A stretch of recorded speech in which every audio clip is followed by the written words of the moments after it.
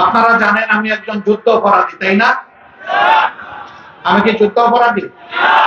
আবার বলুন, আমি যুদ্ধ অপরাধী? কিন্তু আপনারা জেনেছেন আমার বিরুদ্ধে যুদ্ধ অপরাধের মামলা দেওয়ার চেষ্টা করা হয়েছিল। আমি বললাম, আমি কোন জায়গার মানুষ খুন করেছি? বলে, অমুক জায়গার মানুষ আপনি খুন করেছেন। আমি বললাম যে এই যুদ্ধের সময় আমার বয়স ছিল 12.5 বছর, আর এই জায়গাটা আমার জানা মতো বাড়ি থেকে 14 মাইল দূরে। এই 12.5 বছরের শিশু 14 মাইল দূরে গিয়ে মানুষ খুন করেছে। আলহামদুলিল্লাহ, যদি আমার বিরুদ্ধে এই মামলা দেয়, আমি সেজদায় পড়ে আল্লাহর শুকরিয়া আদায় করব, কারণ এই মামলার মাধ্যমে প্রমাণ হবে অতীতের সমস্ত মামলা ছিল মিথ্যা। আমার ছোট ভাই এখানে হাজির, আমার এই কথা সাক্ষী। জুবায়ের দেশের বাইরে শহরে না থাকলে হয়তো আজকে এখানে থাকতেন। তারা যখন বের হয়ে গেলেন, আমি আমার ওয়াইফকে বললাম, ভয় পেয়েছ? সে বললেন, না, ভয় পাওয়া পেয়েছে।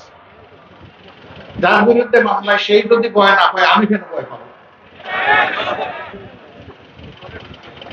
সম্মানিত ভাইয়েরা, চেষ্টা করা হয়েছে, কসরত করা হয়েছে। আমি পোলাউলাবাসের কাছে ঋণী। ও আল্লাহ, তুমি সাক্ষী থাকো, আমি ঋণী। তারা বহু মানুষকে ফুসলিয়েছে। সমস্ত মানুষ বলেছে ওনার বিরুদ্ধে আমরা মিথ্যা অভিযোগও দিতে পারবো না, মিথ্যা সাক্ষীও দিতে পারবো না।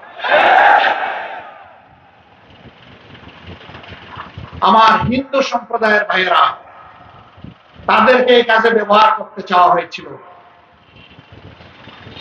তারা বলেছে, আমি শুনেছি, তারা বলেছে উনাকে কোনদিন কোনো মানুষের ক্ষতি করতে দেখি নাই, আমাদের লোক হত্যা করার কোন প্রশ্নই উঠে। এরপরে জায়গা বদল করে আরেক জায়গায় চলে গেছে, যেটা 23 মাইল দূরে।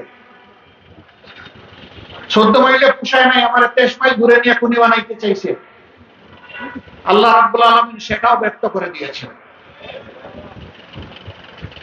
আমি কেন বলেছিলাম যে আমি খুশি হব, আল্লাহ শুকরিয়া আদায় করব?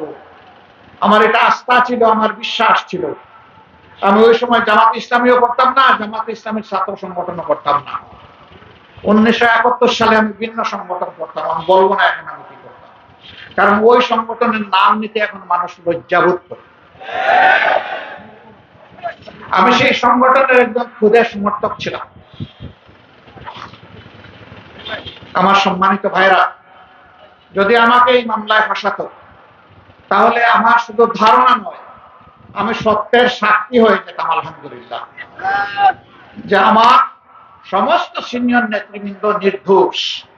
আমাকে যেভাবে ফাঁসানো হয়েছে, মিথ্যা ভাবে তাদেরকে সেইভাবে মিথ্যা মামলায় ফাঁসানো হয়েছে।